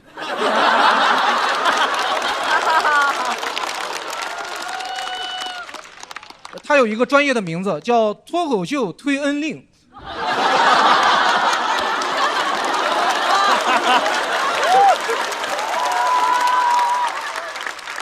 你们很懂权谋啊。就来上海还是很激动的，就来上海的第一件事，我就迫不及待的去了那个外滩，终于看到了我从小到大都特别想看到的外国人。真的，就我有时候看到4、5个外国人在那走，我会忍不住走到他们中间，假装自己出国了。就我为什么那么想看外国人呢？我分析过，就毕竟我学了10几年的英语啊，就是为了专门学习怎么跟外国人说话。就我为了学习怎么跟外国人说话，我都没时间跟我最喜欢的女生说话。所以当我第一次真的看到外国人的时候，我怎么不想上去酣畅淋漓的来句 How are you 呢？是不是？没有办法啊。然后那个上海还有很多特别洋气的酒吧，就每次路过的时候，别人就会指给我，说你看那个酒吧，王嘉尔经常去的。我说王嘉尔经常去啊，那我就不去了啊，那我就不去了。其实不知不觉来这个上海呢，也已经有1年多了。就我刚来的时候，我真的想都不敢想。我刚来上海的时候，我带的东西都特别少，因为我就是害怕我随时可能会走，你知道吧？我就忍不住脑子里总有那种幻想，就我在家一个人待着，然后突然有人给我打电话，说那个童先生，您这边后面就是不可以继续留在上海了，我这边打电话通知你一下。我跟你说，我肯定问都不敢问，我就说好嘞，我马上就走，东西都收拾好了。对，因为我们外地人就是这样，上海需要我们呢，我们就来；不需要我们自己走。我们外地人辛辛苦苦半辈子什么都不图，就希望上海好好的。我现在来上海1年多了，但是我也没有交社保，我也没有办这个居住证，因为我不敢给这座城市任何的承诺。我甚至都不敢问上海，我们现在到底是什么关系？其实我很早之前就很想来了，就我大学毕业的时候，当时我就特别想来上海，我跟我爸说，我说爸，我以后想去这个上海发展，但因为我们家是安徽人，我爸觉得我太激进了，他说你怎么能一下就去上海呢？咱们普通家庭哪有那个条件？最多说努力，对吧？你现实一点，你以后去合肥扎根。你要实在想去上海，我们没有这个能力。实在不行，你去了合肥之后，你自己生个孩子，你让孩子去上海。但我现在长大了，我发现我也没有那个能力。到就算我真去了合肥，到时候我孩子来说，那个爸，我以后想去上海。我说你怎么能一下就去上海呢？咱们家哪有那个条件？最多努力让你去南京。你要是实在想去上海，我们没有那个能力啊！你到时候自己生个孩子，你让孩子去上海。但是我感觉可能孩子也没有那个能力，孩子下一代只能从南京去苏州，再去昆山，最后才到上海，就必须要倾注5代人的努力啊！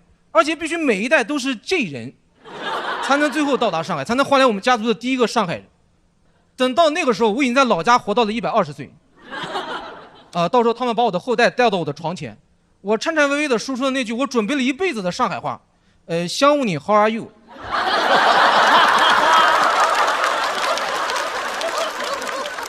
其实我特别能理解我爸为什么这么说，因为我老家本来是这个安徽六安农村的，对，也是我爷爷那边的，特别想去这个省会发展，也是经历了1代人的努力啊，最后终于千辛万苦到了安庆。安庆是我们安徽清朝的省会，现在省会是合肥，就本来1代人就可以完成从地方城市到省会的迁徙。就省会一下子改了，中间就出岔子了，你知道吗？我们这一代人就是被耽误了。我本来都可以直接去南京的，我现在还要先去合肥。其实我本来也没有说要一下子就去上海，就我毕业的第2年呢，我爸就用家里所有的积蓄帮我在合肥付了首付。我也是准备这个脚踏实地，按照家族的计划，从这个合肥人开始当起。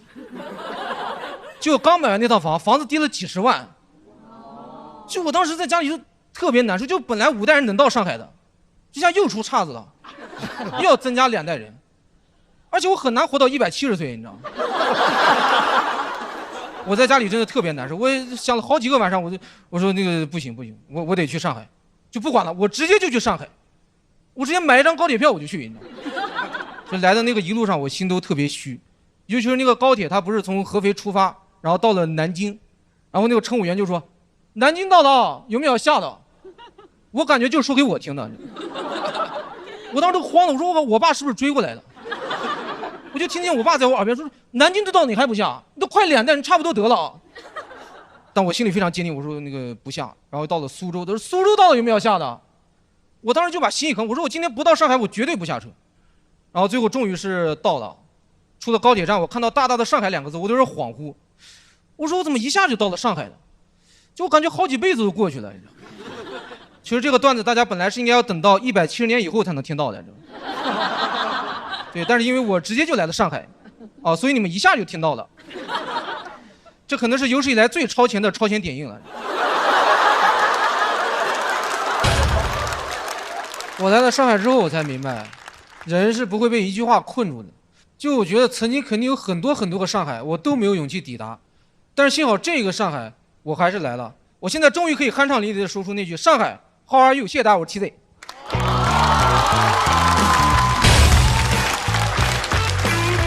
来，投票倒计时。再次掌声送给 TZ。说那个火车，就是在说到苏州了，到哪儿了？到南京了，好像在跟你说。我那一刻我就想哭，不知道为什么。我觉得一个人就是感觉，可能就是为了心中一个念想，就是觉得我就要到那个地方，这个世界跟我说什么我都不听。也许他们都是对的，但是对的就是我想要的嘛，并不是。他就奔向了自个儿那个点，然后那个点也并不是自个儿的彼岸，什么岸不岸的，他就是想去。就是那一刻的那种义无反顾，让我特别的感动。但是脱口秀主要我想听笑话，还是比上回少多了。上回那个真的好好笑。你第一次那个，反正我个人观点是我整个第一赛段我最喜欢的那个。感谢大老师，那个太棒了。但是这一次我一直盼着能到那个同样一个笑点的这个水平，但是没到。这一点确实我没有拍到。但是说到那儿的时候，我确实觉得哇塞，我就觉得我非常的懦弱，因为我已经很多年没有真的去做过一个我想做的决定，但是我真的要就那么做的感觉了。所以他激发了我的一些热火，谢谢你啊！谢谢老师。哎，梁梁老师，其实从他的这个内容来说，也是有难度的，对吧？是，我觉得 TZ 处理的比较含蓄，然后是比较含蓄的，有一点点讽刺什么的。但我觉得这个外地人的心态我也是很理解的。我觉得他这个段子好就好在它整体是一个很大的假设。但他的要求也比较高，就是需要大家一开始就从这个逻辑进去，然后一直听他假设下去，一直往下翻。如果一开始进不去，后面就比较困难。但我觉得你的稿子写得很好，对，又很符合现实，但是又是心理的一种路径，其实还是挺巧妙的。我觉得可能不同的人会被打中的点不一样吧。就我想到就是所谓王侯将相宁有种乎，因为出生太偶然了，你生在哪儿它不是由你决定的。那对我来说打动我的点就是我爷爷奶奶当年应该是可能逃难的时候从河南到的上海，如果他们没有来到上海的话，也许我今天也会重复你做的同样的事情，它都是一个生命的偶然。那在这儿上海就不是上海，上海就是一个象征，就是更理想的生活的象征。只是不同的在于，就是有的人碰巧出生就在上海，有的人需要经历可能几十年，或像你说的120年、170年才能够到达那个理想的终点，所以我就会有一些感慨。但是我希望人生就是殊途同归，最后我们都能到达我们想去的那个远方。谢谢卢老师。轻脱口秀没有标准答案，轻脱口秀也没有唯一的路径。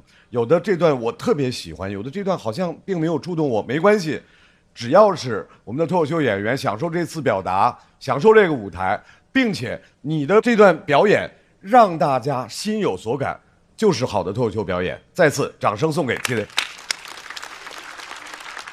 大老师说他在车上的那段很触动他，但是他好像就是不太适合作为一个笑话讲出来，就是不能半沉不沉的那种，像那种湿哒哒的那种纸壳子似的，那种可能不太好。觉得上海在你眼中有什么变化吗？其实没啥变化，因为我的心态始终是一种，就是隔着一层玻璃的那种感受。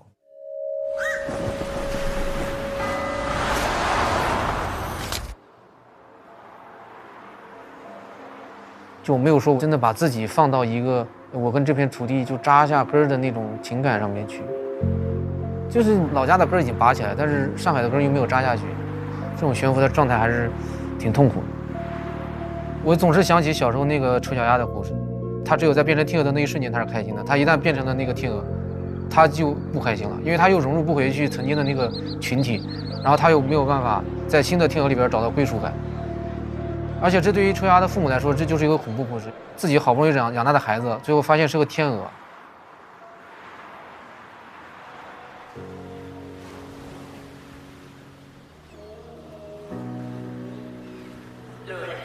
电视机里头，在别人的口中享受着他们得不到的尊重，把血脉融入这城市的高楼，洋溢着儿女一代一代的命运，就这么延续下去，直到最后忘记了他们，忘记这家人来自他们说我所拥有。就是农村的父母总是希望孩子去大城市，然后对孩子会说你以后千万不要跟我一样，这让我无法理解。难道父母把孩子养出来，他就是为了让孩子跟自己不一样吗？可能是因为我高考是我们班全班第一，所以我爸妈对我有期待，我也有对自己有期待。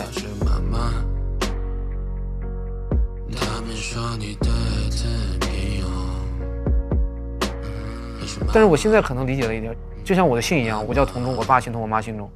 可能当我来到上海的时候，也代表着我父亲离开了那个废品站，他的一半也得到了救赎。我的母亲，她也得到了救赎，就是他们没有得到救赎，但是他们的后代得到了救赎。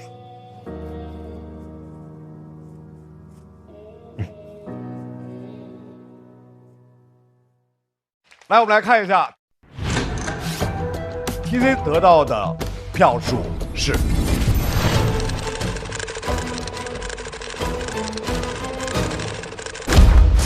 可以，谢谢大家，谢谢大家，可以。来 TZ 回到小队。不好看，不好看。马上，这支小队要派出的也是整个我们第一擂台最后一位脱口秀演员，他的表现将直接决定地三鲜是否能够最终守擂成功？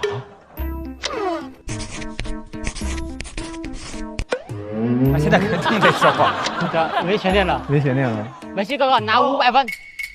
没关系的，我们最后有一个演员就能得230票。哎呦喂，要不说对不对？可以。没戏，300票。来，去年这位朋友我们其实就熟悉了，他讲了那个月子中心跑路的故事，然后今年他带来的是月子中心2，掌声欢迎季烨。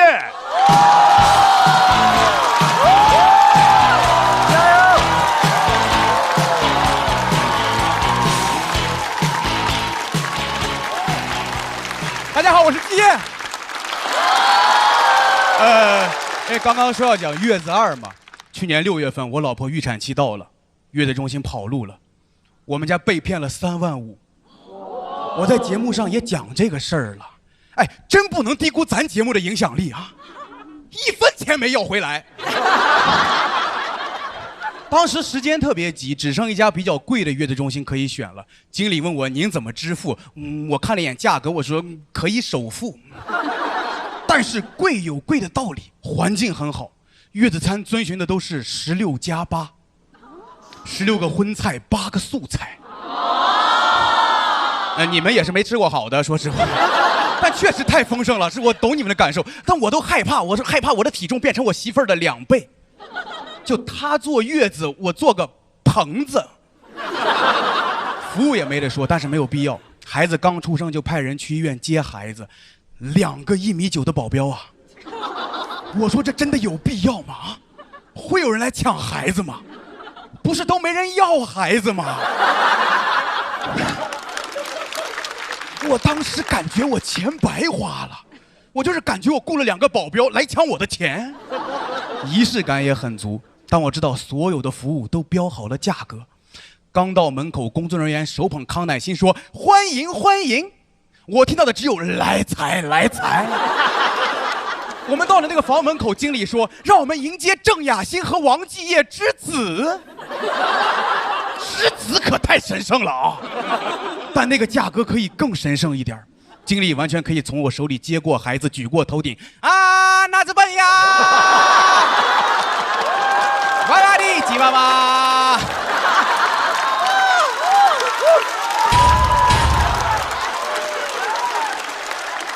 哎，我觉得花了这么多钱，一家人享受就好了，但我们真的很不适应，它太高端了。就我们一家属于误闯天家，像自费参加了1个月的变形记，那儿的生活离我们太远了。朋友们就这么说，我们的月嫂叫 Fiona。我印象中不应该是张姐、王姐、李姐吗？我不理解啊，那都不是像 Lily、Amy、Andy 这样的名字。Fiona 她可能已经过了6级了。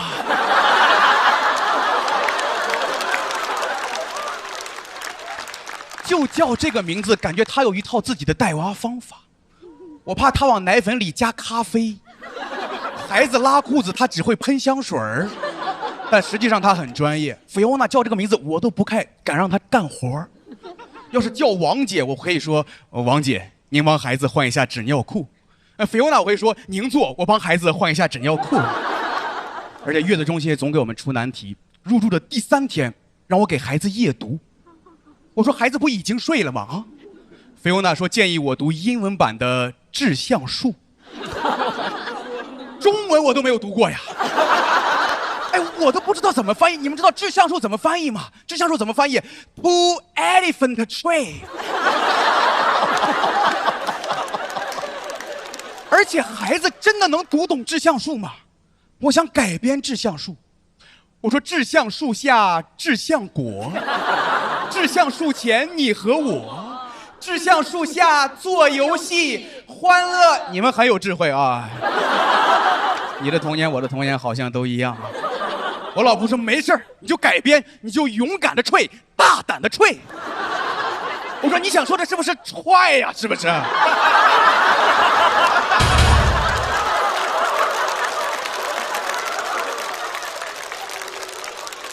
因为那儿默认每个来这儿的父母都是富人，但我们就是普通家庭。但你知道我这个身份确实很让人迷惑。因为登记身份的时候我说我是山西人，名字叫王继业。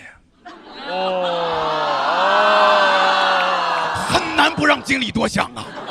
以致这2个条件能求出什么？他求我再住半年，但我们没钱。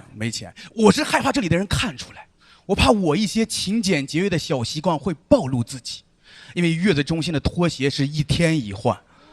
朋友们，真的很想往家拿呀，质量太好了，天鹅绒的鞋面厚实软糯，棉毛的内里回弹饱满。我不是爱吃拖鞋啊，就是我在跟你们描述有多棒，因为以前住酒店我都拿的。我对一次性物品的尊重就是一次性拿走。我的 MBTI 是胡彦斌，我要的全拿走。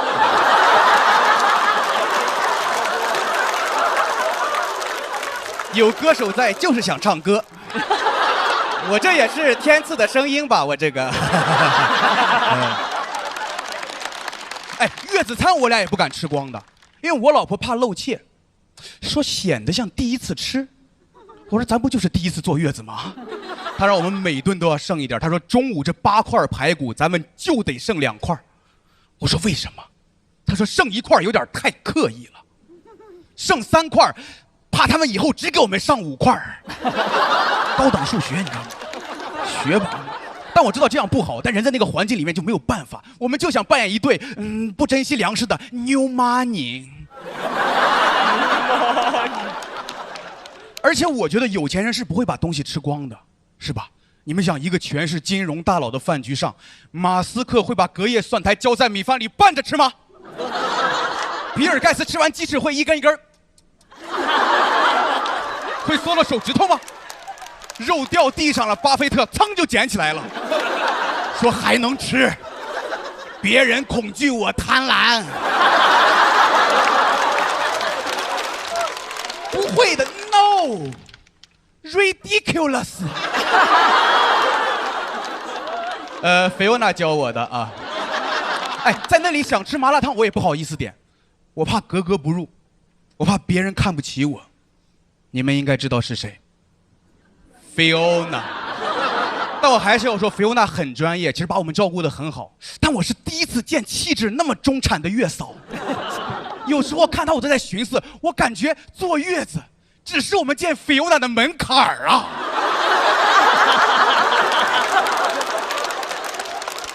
你知道为啥不好意思点？是因为外卖到了，前台会打电话通知，说王先生您好，刘文祥到了。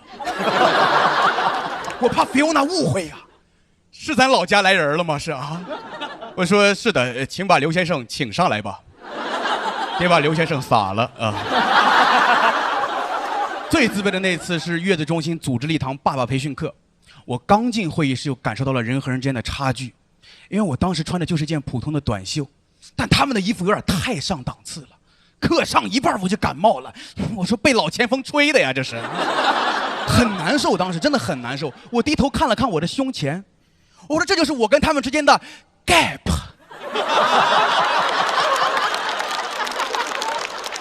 老师还给我们推荐书籍，说各位爸爸们，你们可以看看《何以为父》《海地育儿大百科》《穷爸爸富爸爸》。我说这本书怎么这么刺耳呢？本来我就敏感，我说你点谁呢？啊，我要是不来，你就只推荐富爸爸是吗？但住了20天，我老婆说她都有点后悔了。我劝我老婆，我说咱不就是想追求更好的生活吗？我老婆说是，但感觉咱这个孩子就是含着金汤匙，但是喝着小米粥。我说小米粥怎么了？山西孩子就爱干口碳水，而且咱也是为了让自己舒服嘛，不然我们都没有机会体验这样的生活。我们得感谢孩子。老一辈总说，你知道爹妈为你吃了多少苦吗？我们就跟孩子说，你知道我们跟你享了多少福吗？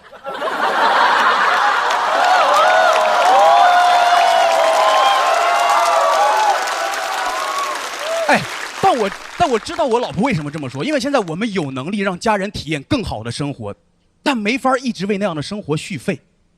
经理问我到期你还住吗？我说弃地。我以为自己能当一个富有的大人，但也只能带他们体验另一个世界的小样。没有什么不好的，哎，我就是想要追求那种踮起脚尖才能够得到的生活。是的，我爱跳芭蕾。重新来一下，我爱跳芭蕾。谢谢。刚刚没收到音，没戏。最后的结尾是我们在月子中心待了28天就回家了。路上我跟我老婆说，我说真的像做梦一样。她一句话给我拉回现实。她说中午你去做3斤排骨，咱们一块儿也不用剩了。好，谢谢大家，我是季，祝你们天开心，谢谢大家，谢谢。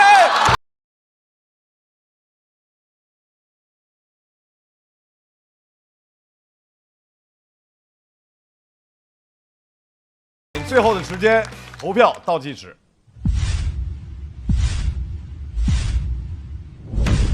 谢谢大家，谢谢朋友们，辛苦大家，辛苦。特别好。季业每回讲自个儿的家里头那种感觉，就特别喜欢，是吧？而且我觉得季业越来越会在台上控制那个劲儿了。对，离开这个就是月子中心之后，现在回到正常生活，还习惯吗？相当习惯，那就是我们普通人的生活呀。哦。其实刚从月子中心回来的时候有点不习惯，因为那2天都得吃甜品，都是想，因为月子中心它有甜品，我就会自己给自己点一些不那么贵的甜品，假装这个填充一下，我们过渡一下。但真的很精彩，就是我觉得听完你这个2.0，当时还在期待说不要结束，想再听还有没有3.0的这个第3集的这个故事啊？没准下一轮就会讲回了家之后会怎么样。哎呦，有哪个点让你觉得哇塞，这个太高端了？这下服务可？我想想，哎呦。有点太久远了，我回忆一下那些奢靡的生活。太奢靡了。哦，我们当时办了一个月子派对。他给孩子发了一个满月之星，就是满月之星只要活够30天就是满月之星，就是很荒谬。我这个跟100岁老人是一个逻辑。然后你知道吗？当时我让我爸妈都去了，他们的月子中心他就在一个房间里面给你办这个派对。他们的什么大区经理，包括月嫂都是穿着这种晚礼服，我们真的就是短袖，就是很咋说呢？你不知道谁在过月子，就是对，就是其实他的那个逻辑是有很多刚刚当爸爸妈妈啊，然后在这种情况下满了月子之后，他那月子中心给你很多的情绪价值，对，其实是这么一个逻辑，对，是的，很引人入胜，就是知道有传说中有很高级的，但是经理这么一描述，觉得莫名的产生了好奇，因为季业是一个不论讲什么，你都能够相信他只要上了台，你就知道这个场他一定能给你撑下来。我觉得上一次季业让我特别感动，就是他要把自己声调调，他本来就高，把那个声调调的又高了1个8度，为了把那个场子给热起来。就他每次会作为演员比赛之外的一些责任，他都担起来，那点就特别打动我。然后今天一如既往的内容、表演、文本，都很到位，都很完美，我觉得很棒。谢谢老师。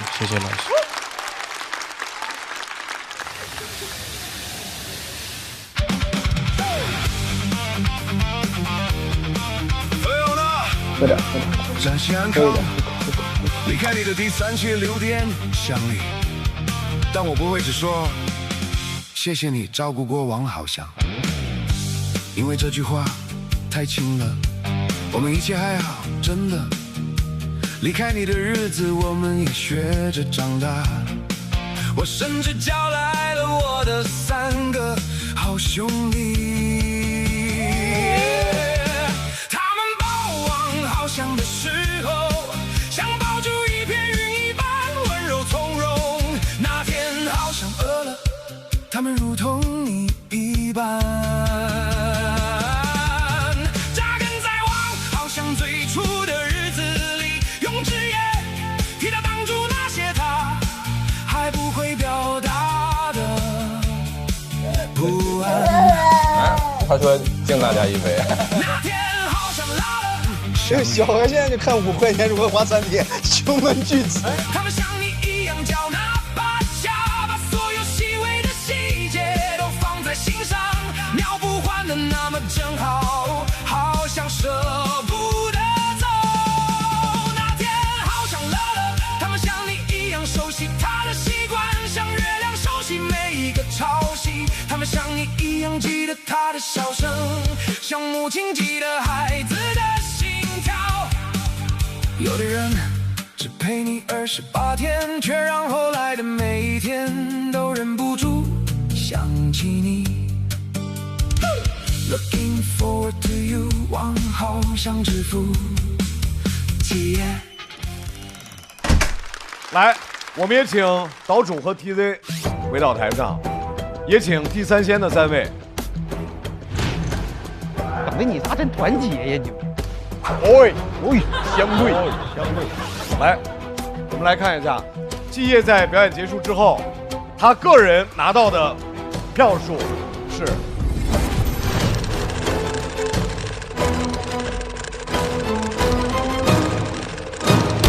哇，可以的，季烨可以。攻类总分562分，非常遗憾，攻类失败，3位进入待定区。没戏呀，没戏，这样3轮打你们。今天我是拉的，但是就2位老师的表现来说，如果我能顶上的话，其实是有机会的，是有机会，因为当时岛主190出来的时候，其实我们2个都很激动，但是拉完了今天，今天拉夯了，今天还行，今天不错，拉夯了。今天这个稿它不是一个能拿高票的稿，但我很喜欢这篇稿。谢谢哥，你再多说这句话，我马上回去量产。韩子，菲欧娜让我给孩子读英文版的致橡树，怎么读啊？我都不知道致橡树咋翻译。我猜呀，肯定是什么什么翠吧。我也知道是什么翠，但到底是什么翠呢？我不知道什么翠，但我知道这个翠。这个是啥翠？没错，就是沙翠，雀巢脆脆鲨一起脆翻天。知道你压力大，来条脆脆鲨解解压吧。原来是美味酥脆。你说脆脆鲨是不是可以翻译成吹吹沙尔？其实不用翻译，靠声音也能让别人听懂。让我们恭喜最高票的第三仙小齐、史岩、瑞瑞在本场站到最后，成为擂主，保留原队，全员晋级。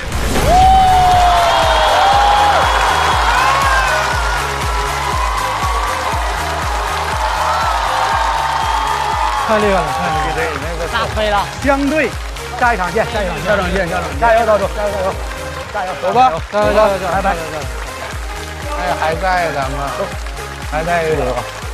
脱秀和他的朋友们，第3季第2赛段双擂之战上半场已经全部结束了。除了我们的擂主小队之外，上半场其余6支小队全部待定。让我们来看一下待定选手名单。哇，好多200的。现在一共有18位待定，让我们和观众一起期待，在下半场比赛结束之后，究竟还有哪些优秀的脱口秀演员能够成功的晋级第3轮，晋级有实力，经得起大众点评。接下来，让我们一起看一下本场的晋级名单。再次恭喜小齐、史岩、瑞瑞成功晋级。我们稍微休息一下，养精蓄锐，等着下半场更精彩的表现。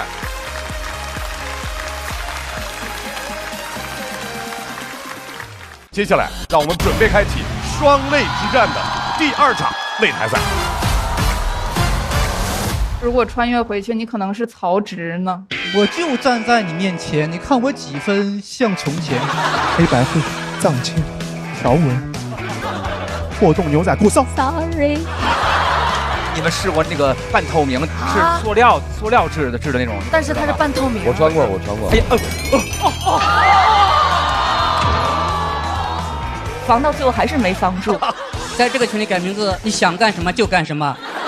每天我就随机挑一个人，给他1个亿。老师，我们家这样说脱口秀可以吗？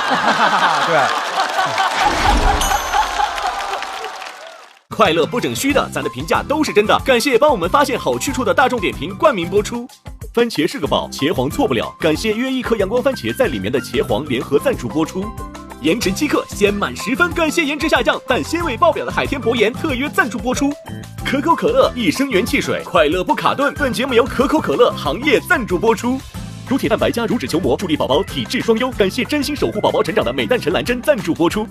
好网络就选中国移动，本节目由指定产品中国移动赞助播出。咔嚓咔嚓，一起脆翻天！本节目由美味酥脆、有料有趣的雀巢脆脆鲨赞助播出。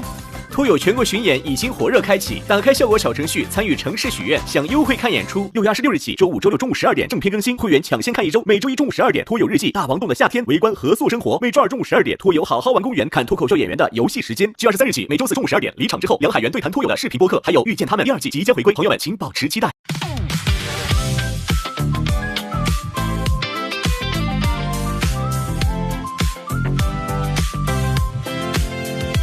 你又带着冷笑话出现，幸好只有我懂你的笑点，不用解释，一个眼神到位，不用装完美，做自己才最宝贵。哦，拜托拜托，暂时忘掉一切，想记住你嘴角上扬瞬间，不用想明天，明天还很遥远，不知不觉又和你聊到凌晨3点。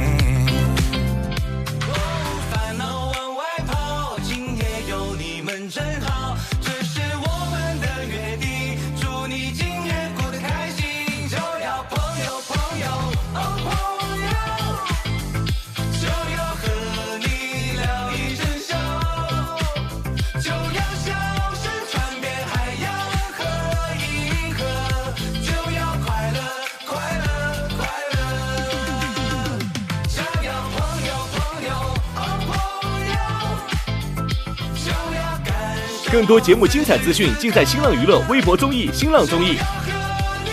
感谢立成传媒、天气通、新浪新闻、腾讯娱乐、GQ 对本节目的大力支持。感谢指定问答社区知乎的大力支持。上知乎参与托友3问题讨论，参与知乎剧综圈子活动，解锁惊喜好礼。感谢独家播客合作平台小宇宙。想继续听脱口秀演员们台前幕后的真实故事，上小宇宙 APP 搜索托友3特别企划，一起听见喜剧人的唠友局。感谢脱口秀和他的朋友圈跳海酒馆、水果汤泉对本节目的大力支持。